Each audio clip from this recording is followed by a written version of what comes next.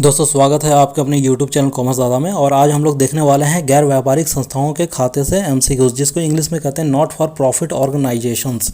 तो देखिए question number 1 से स्टार्ट करते हैं। क्वेश्चन नंबर 1 दिया हुआ है, गैर व्यापारिक संस्थाएं हैं ए पुस्तकालय, बी विद्यालय, सी चिकित्सालय, डी ये सभी। तो गैर व्यापारिक संस्थाएं वे होते हैं जिनका उद्देश्य लाभ कमाना नहीं होता है। ठीक है, तो पुस्तकालय जो हो गया, लाइब्रेरी हो गया, या विद्यालय स्कूल हो गए, या चिकित्सालय हॉस्पिटल्स वगैरह हो गए, इनका उद्देश्य जो होता है वो लाभ कमाना नहीं होता है। ठीक है, तो इनका उद्देश्य क्या होता है? समाज की सेवा करना या उनके हितों की रक्षा करना। तो इस तरह से इस क्वेश्चन का आंसर डी होगा, ये सभी। ये सभी क्या हैं? गैर व्यापारिक संस्थाएं हैं, यानी कि नॉट प्रॉफिट ऑर्गेनाइजेशन है, नॉट फॉर प्रॉफिट ऑर्गेनाइजेशन। जितने भी लोग इस चैनल पे नए हैं, मैं उनसे रिक्वेस्ट करूंगा कि प्लीज़ चैनल को सब्सक्राइब करें, वीडियो को लाइक करें और वीडियो को ज़्यादा से ज़्यादा अपने दोस्तों के साथ शेयर जरूर करें। क्वेश्चन नंबर 2 में दिया हुआ है, पेशेवर व्यक्ति हैं ए अंकेक्षक, बी वास्तुविद, सी अधिवक्ता, डी ये सभी। तो देखिए जो ऑप्शन दिए हुए हैं ये सभी पेशेवर व्यक्ति कहलाते हैं। तो इस क्वेश्चन का आंसर डी होगा, ये सभी। क्वेश्चन नंबर 3 देखेंगे, गैर व्यापारिक संस्था है A Reliance limited, B messrs Ramlal and sons, C Lions Club, D दूरसंचार विभाग। तो देखिए गैर व्यापारिक संस्था कौन है, यानी कि नॉट फॉर प्रॉफिट ऑर्गेनाइजेशन कौन है जिनका उद्देश्य लाभ कमाना नहीं होता है? रिलायंस लिमिटेड, इनका उद्देश्य लाभ कमाना होता है, ये प्रॉफिट अर्न करने के लिए बिजनेस किए हुए हैं। मेसर्स रामलाल एंड कंपनी, तो इन्होंने भी प्रॉफिट अर्न करने के लिए बिजनेस किया हुआ है। लायंस क्लब जो होते हैं ये गैर व्यापारिक संस्था होते हैं। तो इस क्वेश्चन का आंसर सी होगा, लायंस क्लब। क्वेश्चन नंबर 4 देखेंगे, गैर व्यापारिक संस्थाओं का उद्देश्य है ए समाज सेवा करना, बी सामाजिक व धार्मिक विकास करना, सी सदस्यों का लाभोपार्जन न करके मनोरंजन करना, डी उपरोक्त सभी। तो देखिए गैर व्यापारिक संस्थाओं के जो उद्देश्य होते हैं वो क्या होते हैं, यानी कि नॉट फॉर प्रॉफिट ऑर्गेनाइजेशन के जो मेन ऑब्जेक्टिव होते हैं वो क्या होते हैं? तो ए में दिया हुआ समाज सेवा करना, तो बिल्कुल सही है, इनका काम होता है समाज सेवा करना। बी में दिया हुआ सामाजिक व धार्मिक विकास करना, ये भी सही है, सामाजिक और धार्मिक विकास करना गैर व्यापारिक संस्थाओं का उद्देश्य होता है। और सी में दिया है सदस्यों का लाभोपार्जन न करके मनोरंजन करना, यानी कि ये लाभ के लिए कोई भी काम नहीं करते हैं जिससे सदस्य को कोई लाभ हो, और सदस्य का मनोरंजन करना इनका उद्देश्य होता है। और डी में दिया हुआ है उपरोक्त सभी। तो जितने ऊपर में जो दिए हुए हैं ए बी सी, ये सभी गैर व्यापारिक संस्थाओं का उद्देश्य है। तो इस क्वेश्चन का आंसर डी होगा, उपरोक्त सभी। क्वेश्चन नंबर 5 देखेंगे, गैर व्यापारिक संस्थाओं की आय का मुख्य स्रोत है ए पुरानी पत्र पत्रिकाएं बेचना, बी पुरानी संपत्ति बेचना, सी कभी कभी सदस्यों से योगदान लेना, डी चंदा प्राप्त करना। तो देखिए गैर व्यापारिक संस्थाओं की आय का मुख्य स्रोत है, मेन सोर्स जो है गैर व्यापारिक संस्थाओं की आय का क्या है? तो इस क्वेश्चन का आंसर आपका डी होगा, चंदा प्राप्त करना। चंदा जो यानी सब्सक्रिप्शन जो होते हैं ये इनका मुख्य स्रोत होता है आय का। ठीक है, तो इस क्वेश्चन का आंसर डी होगा, चंदा प्राप्त करना। क्वेश्चन नंबर 6 देखेंगे, गैर व्यापारिक संस्थाएं अपनी आय व्यय की स्थिति ज्ञात करने के लिए कौन सा खाता तैयार करती है? ए व्यापार खाता, बी लाभ हानि खाता, सी आय व्यय खाता, डी प्राप्ति एवं भुगतान खाता। तो देखिए जैसा कि क्वेश्चन में कह रहा है, गैर व्यापारिक संस्थाएं अपनी आय व्यय की स्थिति ज्ञात करने के लिए कौन सा खाता तैयार करती है? तो इनकम और एक्सपेंडिचर की स्थिति ज्ञात करने के लिए कौन सा खाता तैयार करती है? तो ये करती है आय व्यय खाता, इनकम एंड एक्सपेंडिचर अकाउंट ये बनाती है। ठीक है, तो इस क्वेश्चन का आंसर सी होगा, आय व्यय खाता। क्वेश्चन नंबर 7 देखेंगे, समाज सेवा करने वाली संस्थाएं लाभ ज्ञात करने हेतु तैयार करती हैं ए प्राप्ति एवं भुगतान खाता, बी लाभ हानि खाता, सी व्यापार खाता, डी आय व्यय खाता। तो देखिए जब नॉट फॉर प्रॉफिट ऑर्गेनाइजेशन जो है वो अपना प्रॉफिट ज्ञात जो करती हैं, तो यानी कि वो आय और व्यय खाता बनाती है, तो उसमें या तो सरप्लस निकलता है या डेफिसिट निकलता है। यहाँ पे देखिए लाभ मतलब कि प्रॉफिट तो हम लोग नहीं कहते हैं, उसको कहते हैं सरप्लस या डेफिसिट। अगर लॉस होता है तो उसको डेफिसिट कहते हैं, और प्रॉफिट होता है तो उसको सरप्लस कहते हैं। तो इस क्वेश्चन का आंसर डी होगा, आय व्यय खाता। क्वेश्चन नंबर 8 देखेंगे, गैर व्यापारिक संस्थाओं में रखी जाने वाली पुस्तकें हैं एक स्मरण पंजिका, 2 रोकड़ बही, 3 क्रय बही, 4 स्टॉक पंजिका, 5 सदस्य पंजिका, 6 विक्रय बही। तो देखिए कुट में दिया हुआ है 1 2 3 और 4, ए में दिया हुआ है, बी में दिया हुआ है, सी में दिया हुआ है और डी में इस तरह से दिया हुआ है। तो देखिए सबसे पहले हम लोग किसको रखते हैं, तो सबसे पहले स्मरण पंजिका रखते हैं, उसके बाद हम लोग रखते हैं रोकड़ बही, ठीक है, दूसरे नंबर में, और तीसरे नंबर में हम लोग रखते हैं स्टॉक पंजिका, और चौथे नंबर में रखते हैं सदस्य पंजिका। इस क्वेश्चन का आंसर सी होगा 1 2 4 और 5। क्वेश्चन नंबर 9 देखेंगे। गैर व्यापारिक संस्थाओं के अंतिम खातों के विवरण पत्र हैं। 1 व्यापार खाता, 2 प्राप्ति एवं भुगतान खाता, 3 लाभ हानि खाता, 4 लाभ हानि नियोजन खाता, 5 आय व्यय खाता, 6 आर्थिक चिट्ठा। क्वेश्चन नंबर 10 देखेंगे। प्राप्ति एवं भुगतान खाते का डेबिट पक्ष प्रस्तुत करता है। ए प्राप्तियां, बी भुगतान, सी लाभ हानि, डी आय। तो देखिए जैसा कि क्वेश्चन में कह रहा है प्राप्ति एवं भुगतान खाते का डेबिट पक्ष प्रस्तुत करता है, यानी कि रिसीट एंड पेमेंट अकाउंट जब आप बनाते हैं तो उसका जो डेबिट पक्ष जो होता है उसमें हम लोग क्या लिखते हैं, ठीक है। तो देखिए रिसीट एंड पेमेंट अकाउंट में डेबिट में हम लोग रिसीट लिखते हैं और क्रेडिट में पेमेंट लिखते हैं। तो इस क्वेश्चन का आंसर ए होगा प्राप्तियां। क्वेश्चन नंबर 11 देखेंगे। प्राप्ति एवं भुगतान खाता है। ए वास्तविक खाता, बी व्यक्तिगत खाता, सी नाम मात्र का खाता, डी इनमें से कोई नहीं। तो देखिए प्राप्ति एवं भुगतान खाता जो होता है वो वास्तविक खाता होता है, जिसको हम लोग रियल अकाउंट कहते हैं। और रियल अकाउंट जो होता है मतलब कि प्राप्ति एवं भुगतान खाता में आप कैश से रिलेटेड जितने भी ट्रांजेक्शन होते हैं सबको लिखते हैं, और कैश अकाउंट जो होता है वो वास्तविक होता है, ठीक है, वास्तविक खाता होता है, रियल अकाउंट होता है। तो इस क्वेश्चन का आंसर ए होगा वास्तविक खाता। क्वेश्चन नंबर 12 देखेंगे। प्राप्ति एवं भुगतान खाता तैयार किया जाता है। ए लेखांकन वर्ष के अंत में, बी लेखांकन वर्ष के आरंभ में, सी लेखांकन वर्ष के मध्य में, डी लेखांकन वर्ष में कभी भी। तो देखिए प्राप्ति और भुगतान खाता जो है लेखांकन वर्ष के अंत में तैयार किया जाता है। इस क्वेश्चन का आंसर ए होगा लेखांकन वर्ष के अंत में। क्वेश्चन नंबर 13 देखेंगे। प्राप्ति एवं भुगतान खाते के डेबिट में सर्वप्रथम लिखा जाता है। ए सदस्यता शुल्क, बी प्रवेश शुल्क, सी रोकड़ बही का आरंभिक शेष, डी आजीवन सदस्यता शुल्क। तो जब आप रिसीट पेमेंट अकाउंट बनाते हैं तो उसके डेबिट में सबसे पहले हम लोग रोकड़ बही का आरंभिक शेष दिखाते हैं, यानी ओपनिंग बैलेंस ऑफ कैश, ठीक है, कैश का ओपनिंग बैलेंस, या कैश इन हैंड है तो ओपनिंग बैलेंस, और अगर बैंक में है तो कैश एट बैंक का ओपनिंग बैलेंस हम लोग रिसीट एंड पेमेंट के डेबिट साइड में सबसे पहले दिखाते हैं। तो इस क्वेश्चन का आंसर सी होगा रोकड़ बही का आरंभिक शेष। क्वेश्चन नंबर 14 देखेंगे। प्राप्ति एवं भुगतान खाते में दिखाई जाने वाली मदें हैं। ए केवल आयगत मदें, बी केवल पूंजीगत मदें, सी आयगत एवं पूंजीगत मदें, डी केवल आयगत प्राप्तियां। तो इस क्वेश्चन का आंसर सी होगा आयगत एवं पूंजीगत मदें। क्वेश्चन नंबर 15 देखेंगे। प्राप्ति एवं भुगतान खाते का मुख्य कार्य है। ए अंतिम खातों का हिस्सा बनाना, बी रोकड़ शेष ज्ञात करना, सी रोकड़ बही पर नियंत्रण रखना, डी प्राप्ति एवं भुगतान प्रकट करना। तो देखिए जैसा कि क्वेश्चन में कह रहा है कि रिसीट और पेमेंट अकाउंट जब आप बनाते हैं तो उसका जो मेन कार्य होता है, मुख्य कार्य जो होता है वो क्या होता है। तो इस क्वेश्चन का आंसर बी होगा रोकड़ शेष ज्ञात करना, कि आपका जो क्लोजिंग बैलेंस रोकड़ है, कैश है, वो कितना है। तो इस क्वेश्चन का आंसर बी होगा रोकड़ शेष ज्ञात करना। क्वेश्चन नंबर 16 देखेंगे। प्राप्ति एवं भुगतान खाते में दिखाई जाने वाली मद निम्नलिखित में से है। ए पूर्वदत्त, बी अदत्त, सी डूबत ऋण आयोजन, डी आजीवन सदस्यता शुल्क। तो देखिए जैसा कि क्वेश्चन में कह रहा है कि रिसीट एंड पेमेंट अकाउंट जब आप बनाते हैं तो उसमें जो ऑप्शन दिए हुए हैं इसमें से कौन सा आइटम लिखेंगे। तो देखिए पूर्वदत्त व्यय जो होता है वो प्रीपेड एक्सपेंस होता है, अदत्त व्यय जो होता है आउटस्टैंडिंग एक्सपेंस होता है। ये दोनों आइटम हम लोग लिखते हैं इनकम एंड एक्सपेंडिचर अकाउंट में। डूबत ऋण आयोजन, डूबत ऋण यानी कि बैड डेप्ट का कोई अगर प्लानिंग करते हैं तो देखिए बैड डेप्ट जो होता है ना वो प्रॉफिट ऑर्गेनाइजेशन में हम लोग लिखते हैं। नॉन प्रॉफिट ऑर्गेनाइजेशन में इसका मतलब जिक्र कहीं नहीं होता है, क्योंकि बैड डेप्ट से रिलेटेड कोई ट्रांजैक्शन इनके नहीं होते हैं।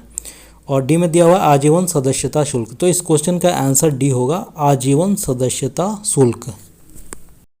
क्वेश्चन नंबर 17 देखेंगे। प्राप्ति भुगतान खाते का डेबिट शेष प्रकट करता है। ए नकद शेष या बैंक शेष, बी आय का भुगतानों पर आधिक्य, सी वर्ष में हुई हानि, डी कुल नकद भुगतानों का आय पर आधिक्य। जैसा कि क्वेश्चन में दिया हुआ है प्राप्ति भुगतान खाते का डेबिट शेष प्रकट करता है। जब आप रिसीट एंड पेमेंट अकाउंट बनाते हैं तो उसमें जो डेबिट ओपनिंग बैलेंस, देखिए यहाँ पे थोड़ा क्वेश्चन में ये केवल डेबिट शेष लिखा है, यहाँ पे डेबिट प्रारंभिक शेष लिखना चाहिए।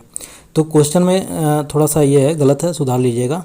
प्राप्ति भुगतान खाते का डेबिट प्रारंभिक शेष प्रकट करता है, क्वेश्चन ये होना चाहिए। तो इस क्वेश्चन का आंसर होगा ए, नकद शेष या बैंक शेष। ठीक है, ओपनिंग बैलेंस जब आप देते हैं तो कैश मतलब कि कैश इन हैंड या कैश एट बैंक हम लोग लिखते हैं। ठीक है, तो इस क्वेश्चन का आंसर ए होगा, नकद शेष या बैंक शेष। क्वेश्चन नंबर 18 देखेंगे, प्राप्ति एवं भुगतान खाते का शेष दिखाया जाता है। ए, आय व्यय खाते के क्रेडिट पक्ष में, बी, आय व्यय खाते के डेबिट पक्ष में, सी, आधी आधी राशि दोनों पक्ष में, डी, उपरोक्त में से कोई नहीं। तो देखिए जैसा कि क्वेश्चन में कह रहा है, प्राप्ति एवं भुगतान खाते का शेष दिखाया जाता है, यानी कि क्लोजिंग बैलेंस, तो आय व्यय खाते के क्रेडिट पक्ष में। तो देखिए जब हम रिसीट एंड पेमेंट की बात कर रहे हैं तो आय व्यय की तो बात करेंगे ही नहीं, इनकम एंड एक्सपेंडिचर अकाउंट की तो बात नहीं करेंगे। और बी में भी आय व्यय खाते की डेबिट पक्ष में लिखा हुआ है, तो भाई इनकम एंड एक्सपेंडिचर का बात ही नहीं करना है।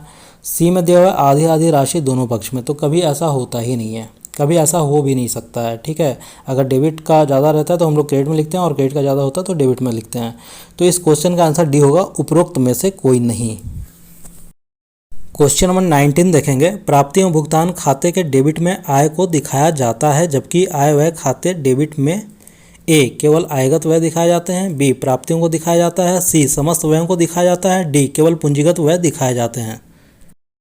जैसा कि क्वेश्चन में दिया हुआ है, रिसीट एंड पेमेंट अकाउंट के डेबिट साइड में इनकम को दिखाया जाता है। ठीक है, जो आयगत आय होते हैं उनको दिखाया जाता है, जबकि आय व्यय खाते डेबिट में, देखिए इनकम एंड एक्सपेंडिचर अकाउंट जब हम लोग बनाते हैं तो डेबिट साइड में एक्सपेंडिचर लिखते हैं और क्रेडिट साइड में इनकम लिखते हैं। ठीक है, तो केवल आयगत व्यय दिखाए जाते हैं। ठीक है, यानी कि जो रेवेन्यू एक्सपेंसेस होते हैं उसको हम लोग दिखाते हैं। तो इस क्वेश्चन का आंसर ए होगा, केवल आयगत व्यय दिखाए जाते हैं। क्वेश्चन नंबर 20 देखेंगे, प्राप्ति एवं भुगतान खाते में प्रदर्शित निम्नांकित मदों में से कौन सी मद आय व्यय खाते में जाएगी? ए, आगामी वर्ष का प्राप्त सदस्यता शुल्क, बी, ख्याति का क्रय, सी, देनदारों से वसूल धनराशि, डी, क्लब का किराया। जैसा कि क्वेश्चन में दिया हुआ है, प्राप्ति एवं भुगतान खाते में प्रदर्शित निम्नांकित मदों में से कौन सी मद आय व्यय खाते में जाएगी? तो इस क्वेश्चन का आंसर डी होगा, क्लब का किराया। क्लब का किराया जो होता है वो एक्सपेंस होता है और ये इनकम एंड एक्सपेंडिचर अकाउंट के एक्सपेंडिचर मद में जाएगा। इस क्वेश्चन का आंसर डी होगा, क्लब का किराया। क्वेश्चन नंबर 21 देखेंगे, प्राप्ति एवं भुगतान खाते में कौन सी मद जमा पक्ष में लिखी जाएगी? ए, उधार क्रय, बी, अदद मजदूरी, सी, संपत्ति विक्रय पर हानि, डी, नकद मजदूरी भुगतान की। तो देखिए जैसा कि क्वेश्चन में कह रहा है कि रिसीट एंड पेमेंट अकाउंट में कौन सी मद यानी कौन सा आइटम जो है क्रेडिट पक्ष में लिखा जाएगा।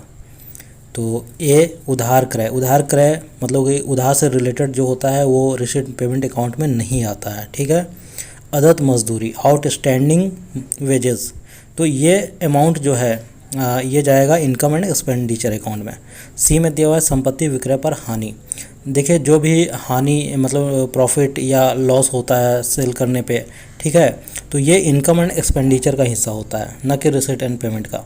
डी में दिया हुआ है नकद मजदूरी भुगतान की। तो इस क्वेश्चन का आंसर डी होगा, नकद मजदूरी भुगतान। यानी कि आप पेमेंट कर रहे हैं, कैश कर रहे हैं और मजदूर को पेमेंट दे रहे हैं, तो इस क्वेश्चन का आंसर डी होगा, नकद मजदूरी भुगतान। क्वेश्चन नंबर 22 देखेंगे, प्राप्ति एवं भुगतान खाता है, रोकड़ बही का सारांश, बी, आर्थिक चिट्ठे का आधार, सी, बैंक खाते का सारांश, डी, आय व्यय खाते का सारांश। तो देखिए रिसीट एंड पेमेंट अकाउंट जो होता है वो रोकड़ बही का सारांश होता है। ठीक है, तो इस क्वेश्चन का आंसर ए होगा, रोकड़ बही का सारांश। क्वेश्चन नंबर 23 देखेंगे, प्राप्ति एवं भुगतान खाते में बकाया खर्च एवं पूर्वदत्त व्यय लिखे जाते हैं। ए, डेबिट एवं क्रेडिट क्रमशः, बी, क्रेडिट एवं डेबिट क्रमशः, सी, प्राप्ति एवं भुगतान खाते में संबंधित मदों में जोड़कर एवं घटाकर, डी, उपरोक्त में से कोई नहीं। जैसा कि क्वेश्चन में दिया हुआ है, प्राप्ति एवं भुगतान खाते में बकाया खर्च एवं पूर्वदत्त व्यय लिखे जाते हैं। सबसे पहले आपको बता दूं कि रिसीट एंड पेमेंट अकाउंट जो हम लोग बनाते हैं उसमें नकद रिसीट और नकद पेमेंट होते हैं, जो भी कैश रिसीट और कैश पेमेंट होते हैं, ठीक है। इसमें कोई भी बकाया या प्रीपेड वगैरह कुछ एक्सपेंस नहीं लिखे जाते हैं, ना बकाया इनकम लिखा जाता है, ना बकाया खर्चा लिखा जाता है, ठीक है। तो इस क्वेश्चन का आंसर डी होगा, उपरोक्त में से कोई नहीं। क्वेश्चन नंबर 24 देखेंगे, प्राप्ति में भुगतान खाते के डेबिट में नहीं लिखा जाएगा। ए, गत वर्ष का चंदा प्राप्त हुआ 1000, बी, आगामी वर्ष का चंदा प्राप्त हुआ 1500, सी, चालू वर्ष का चंदा प्राप्त हुआ 20000 और डी, चालू वर्ष का बकाया चंदा 1700। जैसा कि क्वेश्चन में दिया हुआ है कि रिसीट एंड पेमेंट अकाउंट जब आप बनाते हैं तो उसमें डेबिट में नहीं लिखा जाएगा। क्या नहीं लिखा जाएगा? देखिए, डेबिट कहने का मतलब रिसीट और क्रेडिट कहने का मतलब पेमेंट, ठीक है। तो देखिए, गत वर्ष का चंदा प्राप्त हुआ यानी पिछले साल का चंदा प्राप्त हुआ 1000 रुपया, तो ये लिखा जाएगा क्योंकि रिसीट हो रहा है ना। आगामी वर्ष का चंदा प्राप्त हुआ यानी कि नेक्स्ट ईयर का चंदा इस साल मिल रहा है, तो ये भी लिखा जाएगा। चंदा चालू वर्ष का चंदा प्राप्त हुआ, जो करंट ईयर अभी चल रहा है उसमें चंदा प्राप्त हुआ 20000 रुपया, तो ये भी लिखा जाएगा। और डी में दिया चालू वर्ष का बकाया चंदा। देखिए, बकाया वाली बात यहाँ पे होती ही नहीं है रिसीट एंड पेमेंट अकाउंट में, तो इस क्वेश्चन का आंसर डी होगा, चालू वर्ष का बकाया चंदा रुपया 1700। क्वेश्चन नंबर 25 देखेंगे, सदस्यता शुल्क एवं प्रवेश शुल्क की जांच की जाती है। ए, सदस्यों के रजिस्टर से, बी, रोकड़ बही से, सी, प्राप्ति एवं भुगतान खाते से, डी, उपरोक्त में से कोई नहीं।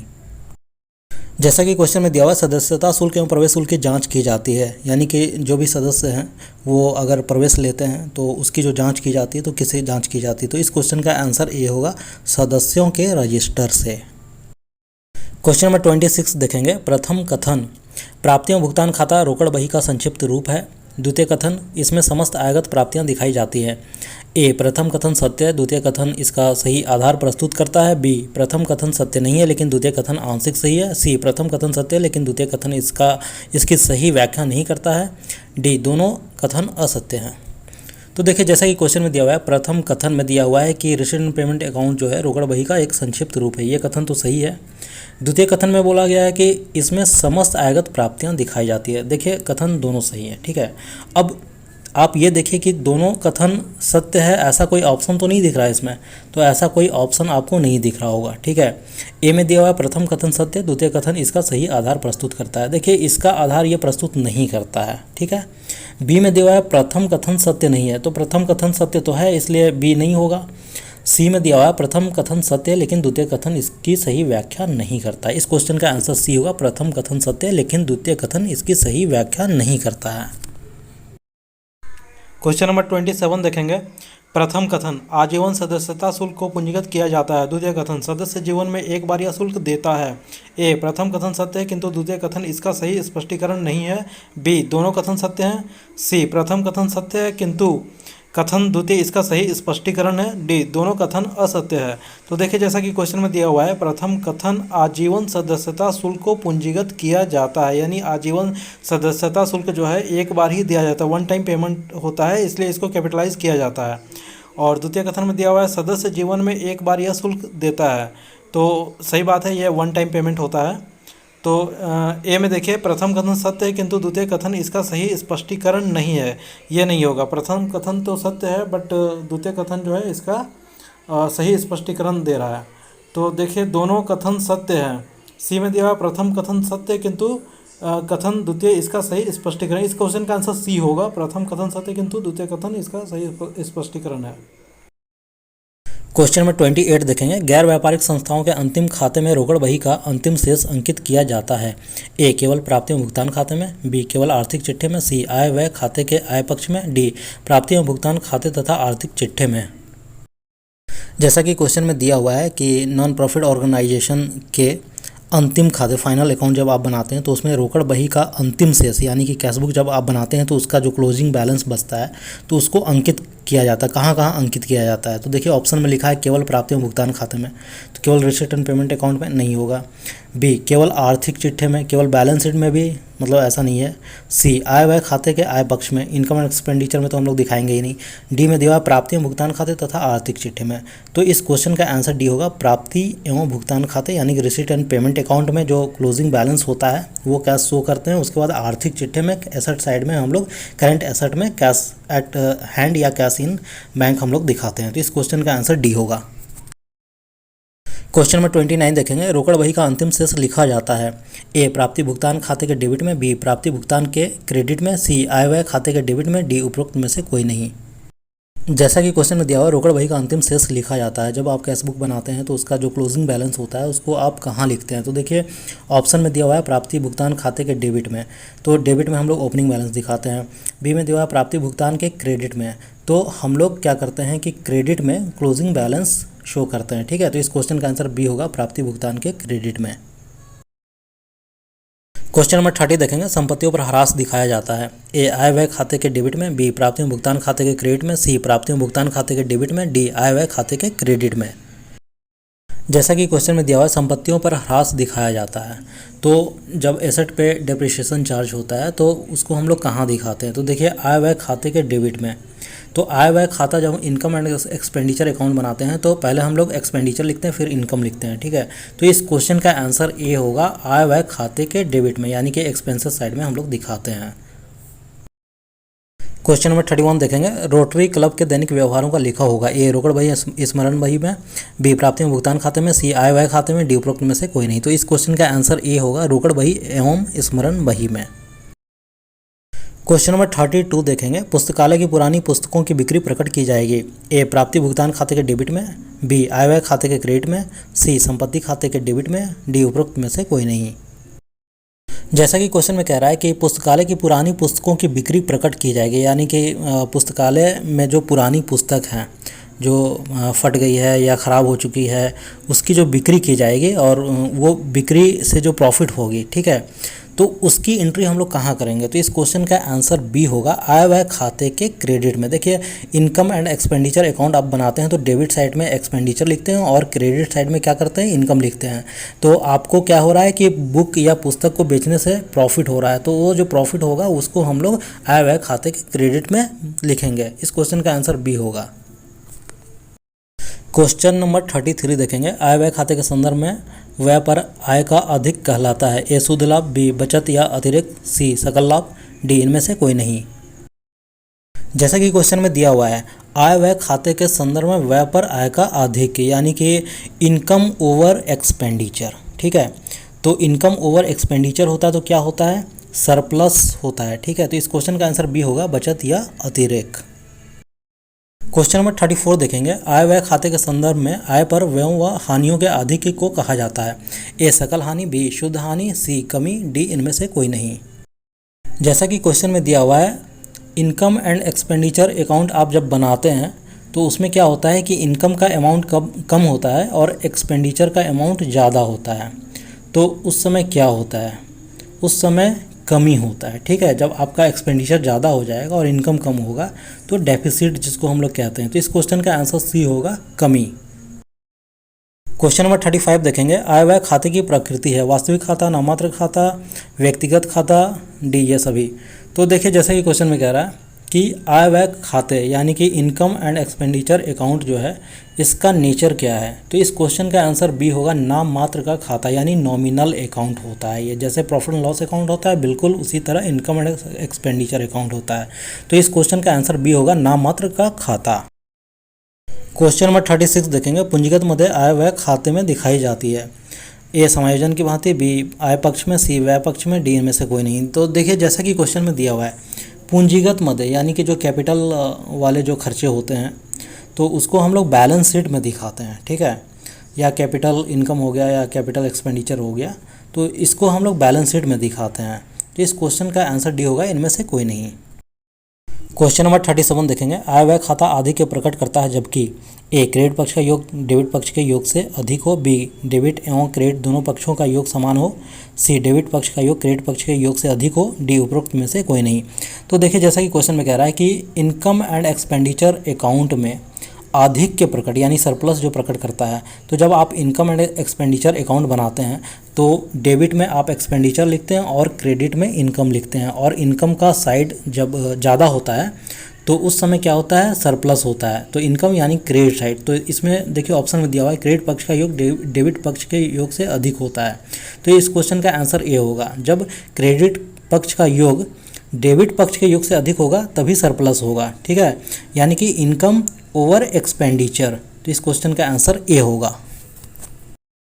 क्वेश्चन नंबर 38 देखेंगे, देनदारों पर अशुद्ध ऋण पर आयोजन को प्राप्ति एवं भुगतान खाते में दिखाया जाएगा। ए क्रेडिट पक्ष में, बी डेबिट पक्ष में, सी डेबिट पक्ष में प्राप्ति में से घटाकर, डी दिखाया नहीं जाता है। तो देखिए आप याद रखिएगा कि रिसीट एंड पेमेंट अकाउंट जो बनाते हैं हम लोग, केवल और केवल कैश रिसीट का होता है और कैश पेमेंट का होता है। नगद मतलब कि नगद इनकम होता है और नगद भुगतान होता है। तो इस क्वेश्चन का आंसर डी होगा, दिखाया नहीं जाता है। क्वेश्चन नंबर 39 देखेंगे। क्लब हेतु फर्नीचर खरीदा, आय व्यय खाते में प्रविष्टि होगी। ए डेबिट में, बी क्रेडिट में, सी व्यय में जुड़ेगा, डी दिखाया नहीं जाता है। तो देखिए जब आप फर्नीचर खरीद रहे हैं तो फर्नीचर का ऑब्वियस कि अमाउंट ज़्यादा होगा और ये कैपिटल नेचर का होगा, तो इसको हम लोग इनकम और एक्सपेंडिचर में नहीं दिखाएंगे। देखिए इनकम एंड एक्सपेंडिचर अकाउंट में जो है रेवेन्यू नेचर का अमाउंट दिखाते हैं हम लोग, ठीक है। तो इस क्वेश्चन का आंसर डी होगा, दिखाया नहीं जाता है। क्वेश्चन नंबर 40 देखेंगे। गैर व्यापारिक संस्थाओं के अंतिम खातों में समायोजन प्रभावी होते हैं। ए प्राप्ति भुगतान खाते में, बी आय व्यय खाते में, सी आय व्यय खाते में एवं चिट्ठे में, डी उपरोक्त सभी। जैसा कि क्वेश्चन में दिया हुआ है, गैर व्यापारिक संस्थाओं के अंतिम खातों में समायोजन प्रभावी होते हैं, यानी कि नॉन प्रॉफिट ऑर्गेनाइजेशन जो है वो अपने बैलेंस शीट जो बनाती है, अंतिम खाते जब तैयार करती है, तो उसमें जो समायोजन का प्रभाव होता है वो कहाँ कहाँ होता है। तो सबसे पहले तो इनकम एंड एक्सपेंडिचर अकाउंट में होता है, उसके बाद बैलेंस शीट में होता है। देखिए मान लिया जाए कि कोई एक्सपेंस है और उसमें आउटस्टैंडिंग एक्सपेंस जुड़ा हुआ है, ठीक है। तो ये आउटस्टैंडिंग एक्सपेंस जो होता है बैलेंस शीट के लायबिलिटी साइड में भी दिखाया जाता है। तो इसका दो तरफ प्रभाव पड़ा, एक तो है कि आय व्यय खाता में और दूसरा बैलेंस शीट में। तो इस क्वेश्चन का आंसर सी होगा, आय व्यय खाते में और चिट्ठे में। क्वेश्चन नंबर 41 देखेंगे। आय व्यय खाते के शेष के साथ व्यवहार किया जाता है। ए आर्थिक चिट्ठे के संपत्ति पक्ष में दिखाते हैं, बी आर्थिक चिट्ठे के दायित्व पक्ष में दिखाते हैं, सी आर्थिक चिट्ठे के दायित्व पक्ष में पूंजी कोष में समायोजित करते हैं, डी संपत्तियों में समायोजित करते हैं। जैसा कि क्वेश्चन में दिया हुआ है, आय व्यय खाते के शेष के साथ व्यवहार किया जाता है, यानी कि जब आप इनकम एंड एक्सपेंडिचर अकाउंट बनाते हैं तो उसका जो क्लोजिंग बैलेंस होता है, मान लिया जाए कि सरप्लस हो गया, तो सरप्लस को हम लोग क्या करते हैं कि बैलेंस शीट के यानी कि आर्थिक चिट्ठे के लायबिलिटी साइड में दायित्व पक्ष में पूंजी कोष में समायोजित करते हैं, कैपिटल फंड में इसको दिखाते हैं सरप्लस को ऐड करके, ठीक है। तो इस क्वेश्चन का आंसर सी होगा, आर्थिक चिट्ठे के दायित्व पक्ष में पूंजी कोष में समायोजित करते हैं। क्वेश्चन नंबर 42 देखेंगे। कौन सी मद आय व्यय खाते एवं प्राप्ति एवं भुगतान खाते दोनों में दिखाए जाएंगे। तो देखिए ऑप्शन में दिया हुआ फर्नीचर खरीदा, पूर्वदत्त बीमा, अग्नि बीमा प्रीमियम चुकाया, डी बैंक शेष। तो इस क्वेश्चन का आंसर सी होगा, अग्नि बीमा प्रीमियम चुकाया। ये इसका जो अमाउंट आएगा ये हम लोग दिखाएंगे, रिसीट एंड पेमेंट में भी दिखाएंगे और इनकम एंड एक्सपेंडिचर अकाउंट में भी दिखाएंगे।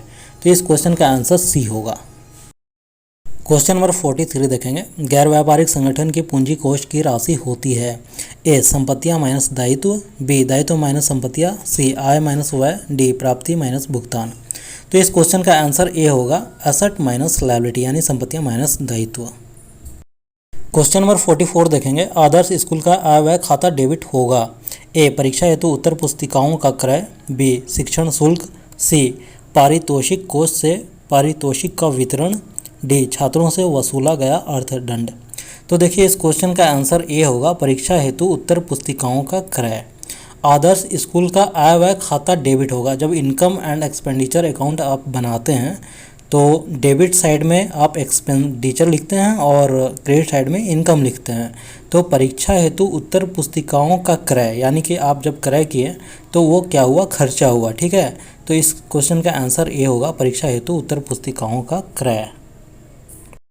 क्वेश्चन नंबर 45 देखेंगे। अग्रिम चंदा प्राप्त किया प्रविष्टि नहीं होगा, यानी कि एडवांस सब्सक्रिप्शन आप रिसीव किए हैं उसकी एंट्री आप नहीं करेंगे। कहाँ नहीं करेंगे, तो ऑप्शन में दिया हुआ है प्राप्ति एवं भुगतान खाता में, यानी कि रिसीट एंड पेमेंट अकाउंट में। तो देखिए रिसीट एंड पेमेंट अकाउंट में क्या होता है कि एडवांस रिसीव करते हैं तो उसकी एंट्री करते हैं।